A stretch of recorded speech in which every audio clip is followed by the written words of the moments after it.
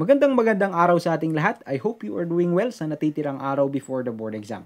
This is our huling bulong for Fundamentals of Nursing, and thank you for clicking this video, and I encourage you to finish the video because these are the common board exam questions na dapat nating malaman before the boards. Tanong, inuulit ba ang board exam questions?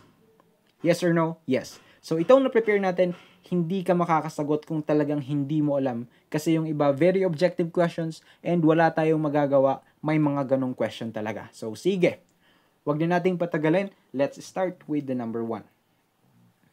In the dermatology clinic, Nurse Steph is about to administer an intradermal injection for allergy testing. She knows the importance of choosing the right needle gauge for accuracy and patient comfort. Which of the following needle gauge is most appropriate for intradermal injections?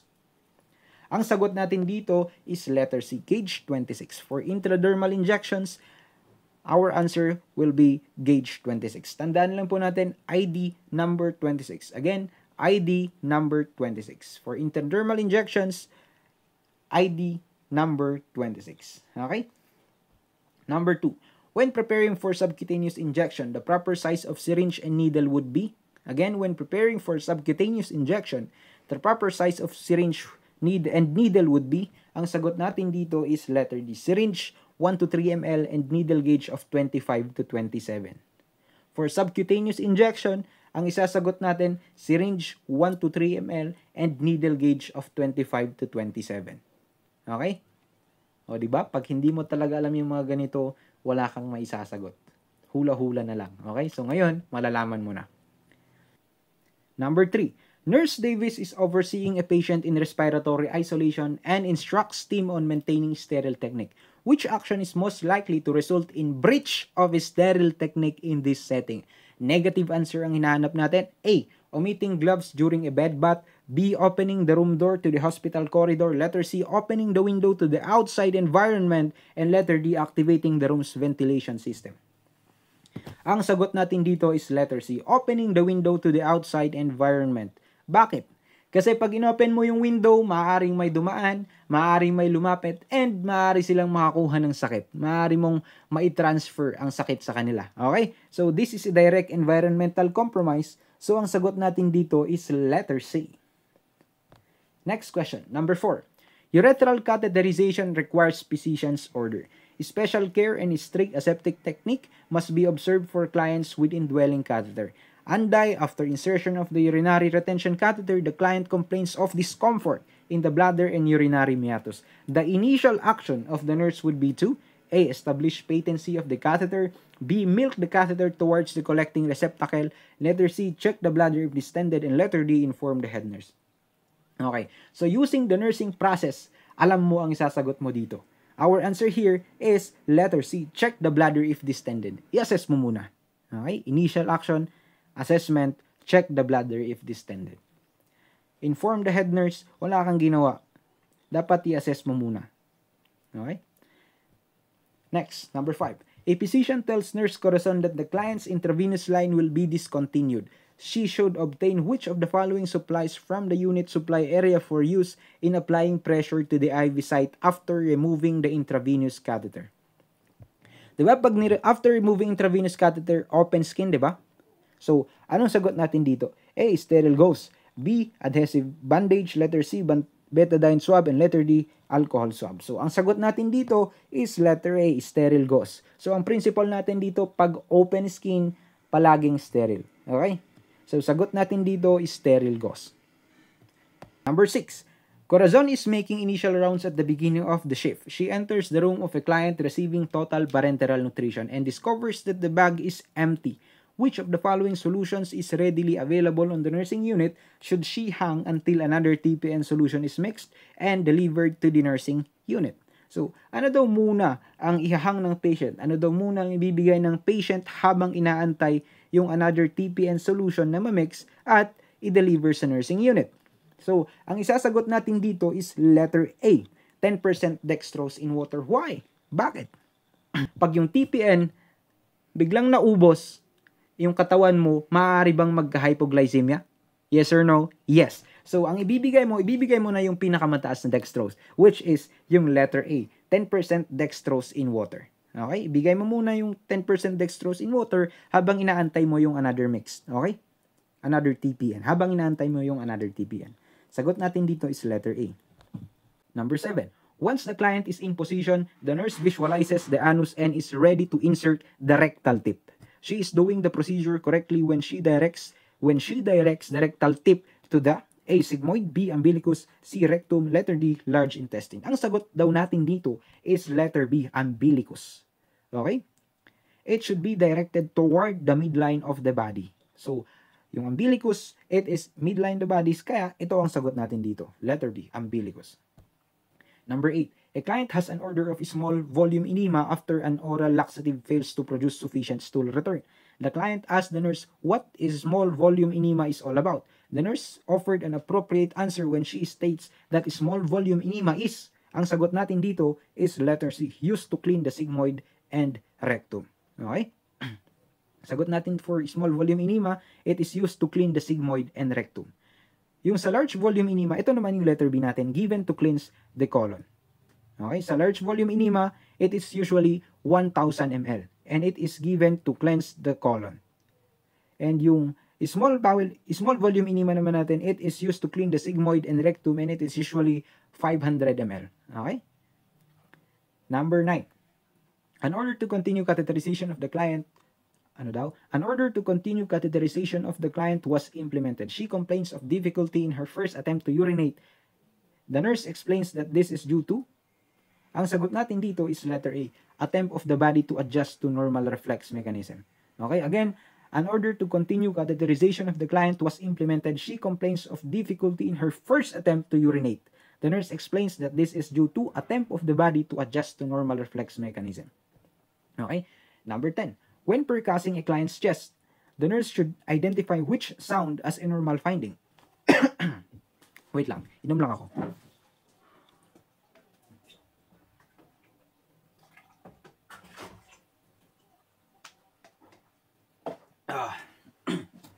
Okay, number 10. When percussing a client's chest, the nurse should identify which sound as a normal finding. Normal finding.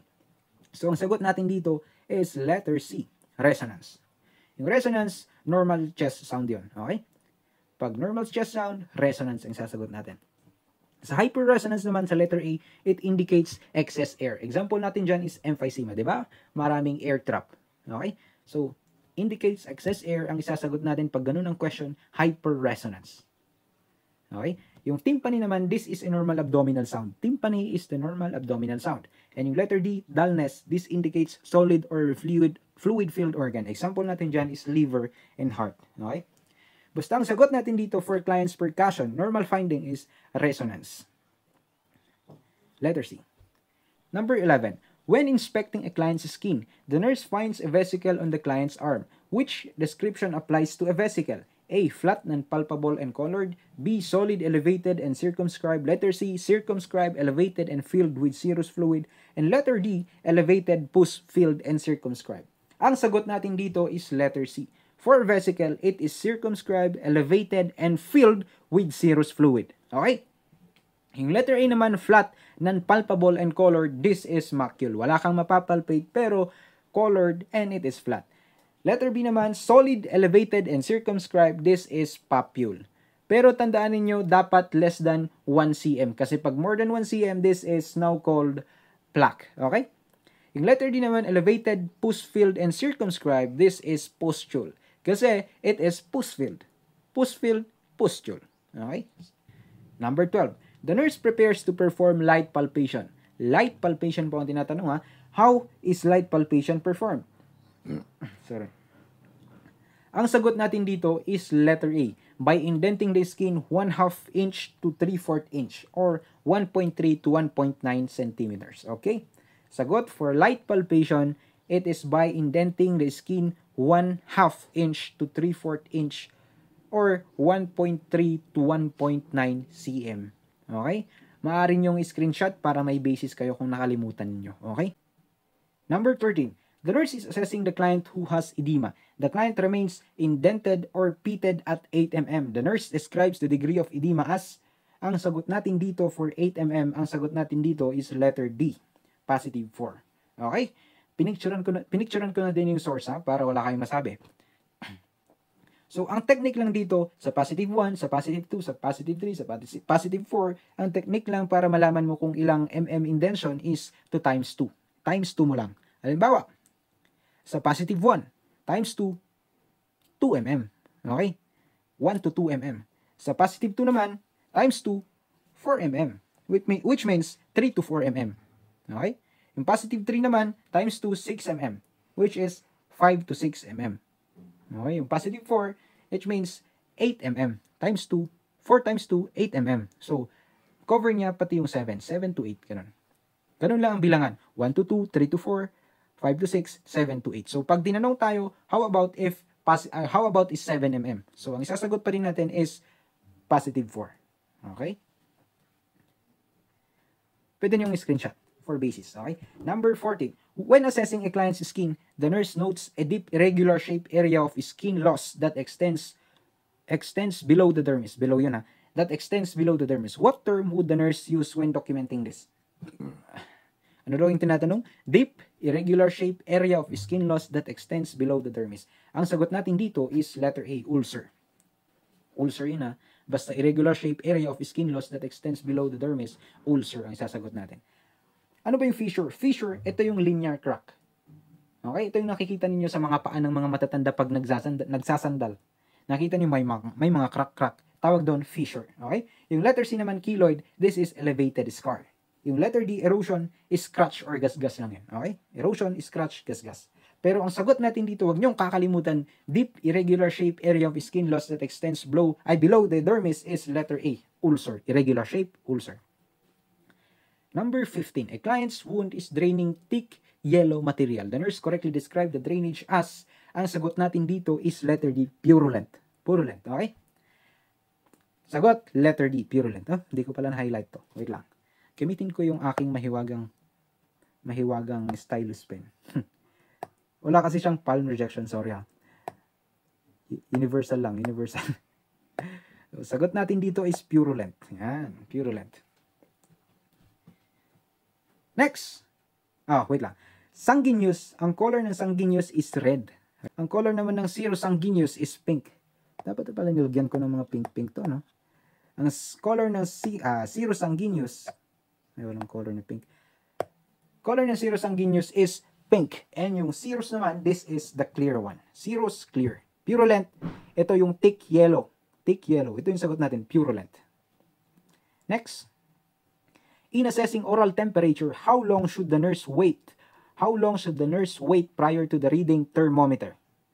Okay, oral temperature lang yung tinatanong natin. Ang tinatanong, so ang sagot natin dito is letter C. 2 to 3 minutes. Sagot, 2 to 3 minutes. For oral temperature, how long should the nurse wait prior to reading? Sagot, 2 to 3 minutes. Okay? Huwag niyong kakalimutan. 2 to 3 minutes for oral temperature. Sila, ideally 7 to 9 minutes because of hair or fats. Okay? Diba? Pag sa practice natin, pag nag-beep lang, doon lang natin tinitignan. Baka kulang-kulang pa nga ng 1 minuto, diba? Pero ideally, it should be 7 to 9 minutes because of hair, and because of fats na din. Okay? Sa rectal naman, for adult, it should be 5 minutes. 5 minutes for rectal for adult. Okay? Pag rectal newborn naman, 1 minute. Okay? Screenshot para hindi makalimutan. Number 17. When obtaining the temperature rectally, the nurse should insert the thermometer. Anong sagot niya dyan? The nurse should insert the thermometer. Ang sagot natin dito is letter B. 1 inch into the rectum. Okay? 1 inch into the rectum. 1 inch into the rectum. And it should be between 0.5 to 1.5. So, yung 1 inch, pasok. So, letter B ang sagot natin. Okay?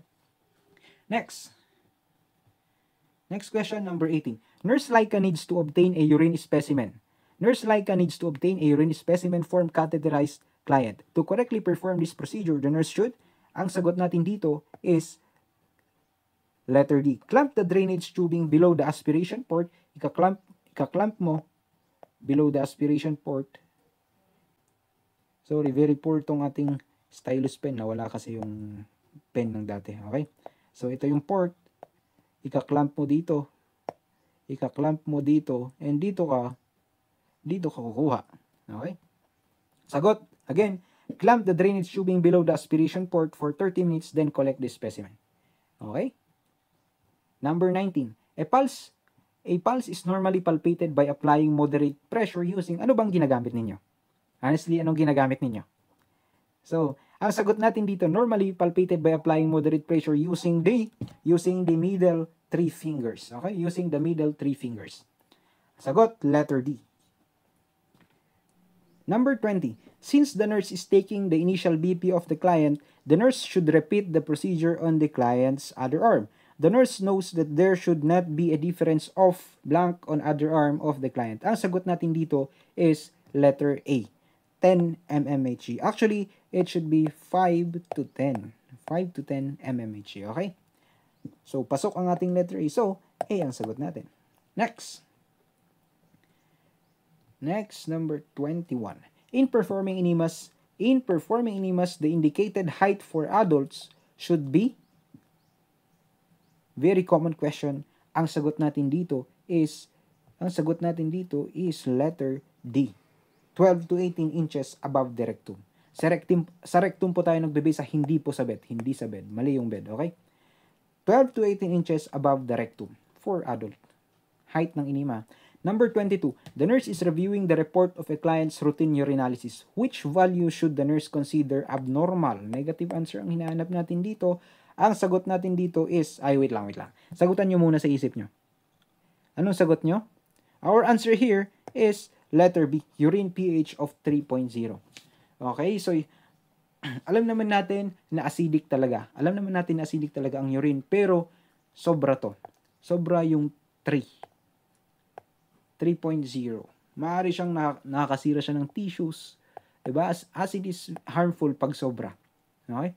So, it should be 4 to 6. 4 to 6 lang yung pH niya. So, this is abnormal for urine pH. Sobra yung 3.0. Okay? Sagot natin is letter B, abnormal. Specific gravity of 1.0, okay lang to. Absence of protein, yes, of course.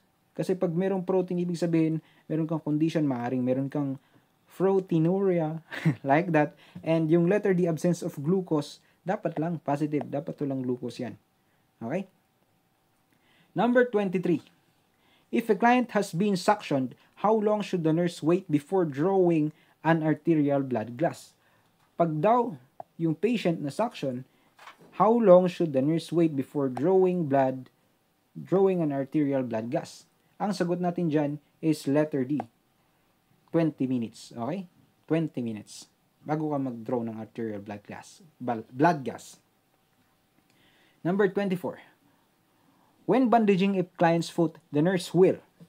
Medyo mahirap to. This is a controversial question. When bandaging a client's foot, the nurse will A. Have the foot hyperextended. Tama ba yun? Negative. Mali. Hyperextend. Hindi dapat hina-hyperextend. Letter B. Work from proximal to distal. Tignan natin. Letter C. Work from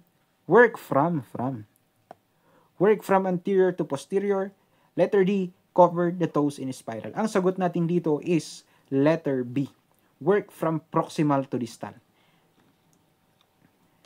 Number 25.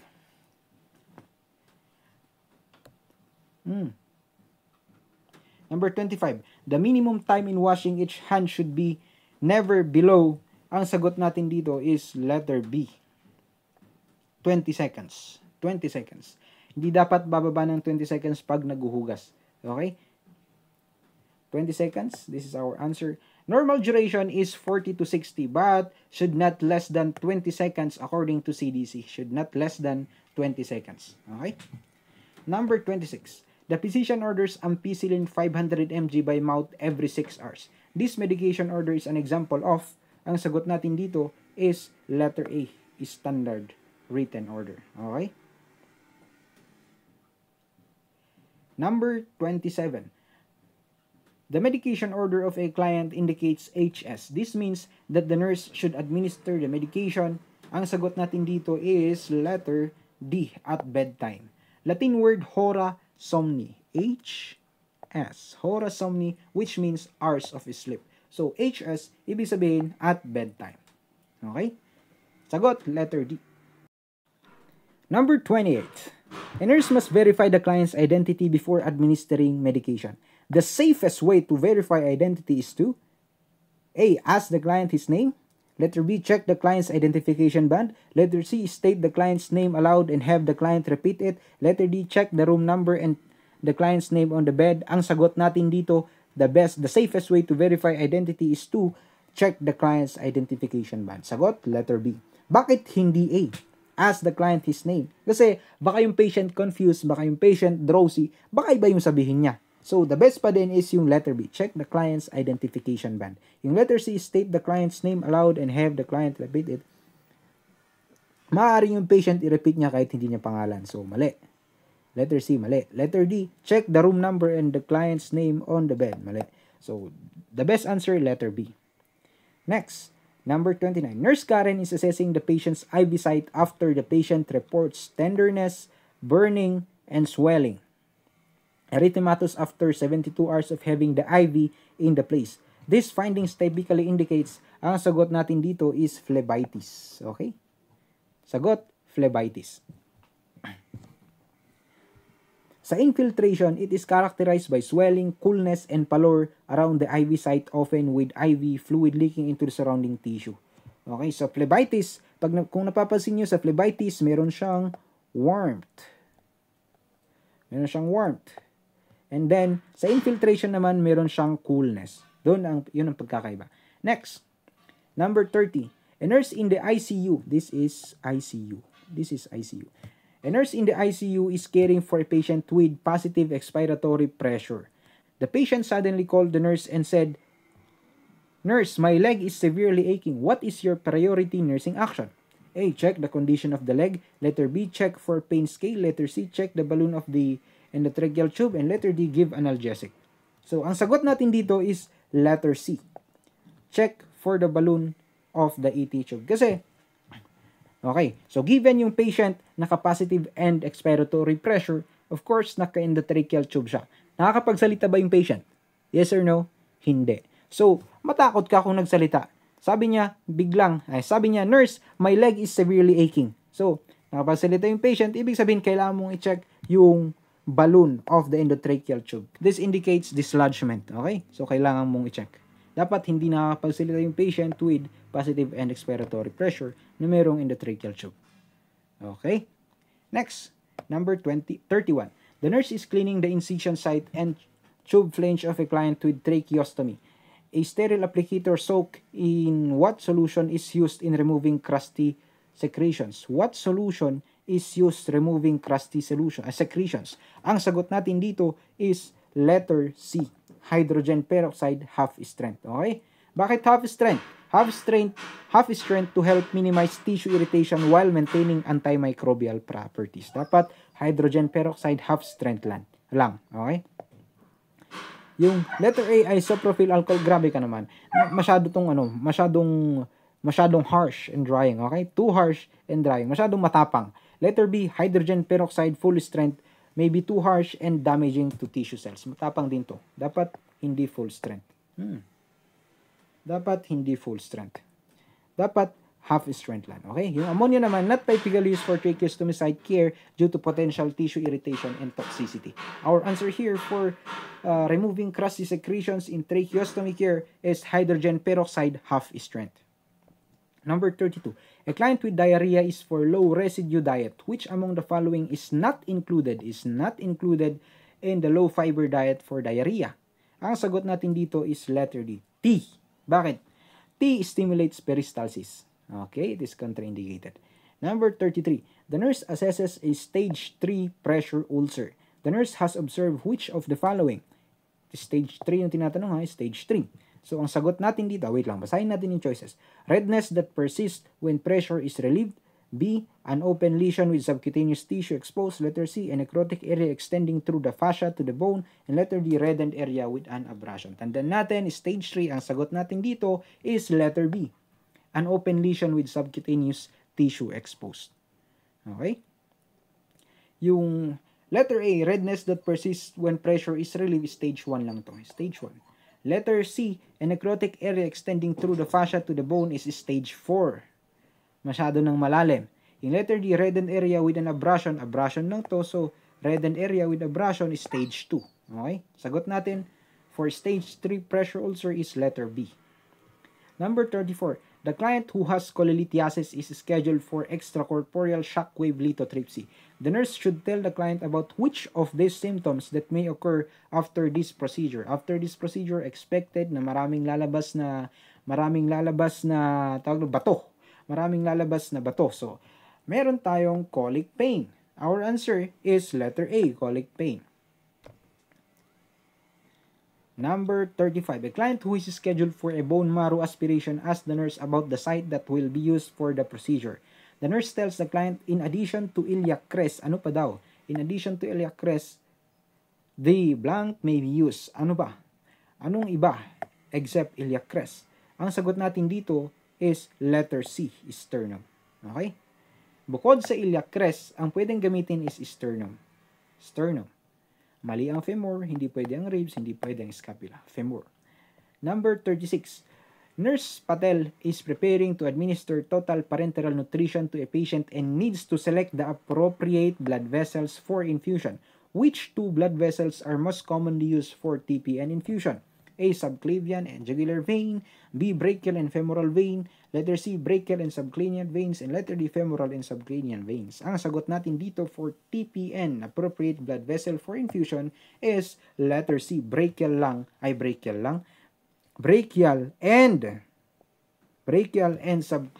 subclavian veins. BS. Brachial and subclavian veins for appropriate blood vessel for infusion of TPN. Number 37. Which laboratory test is most accurate indicator of client's renal function? A. BUN. B. Creatinine clearance. C. Serum creatinine. Letter D. Urinalysis. Ang sagot natin dito, marami pa din nagkakamali. Ang sagot natin dito is letter B. Creatinine clearance. Okay? Creatinine clearance. Ito yung makikita sa urine. Makita yan sa urine. Okay? Yung letter C naman, serum creatinine, this is most specific indicator for damaged kidney. Okay? Sa renal function, pag sina-check lang most accurate indicator of a client's renal function, ang sagot is creatinine clearance. Pero pag tinanong most specific indicator for damaged kidney, ang isasagot natin is creatinine. Okay? Next, wala na ba? You have reached the end of document.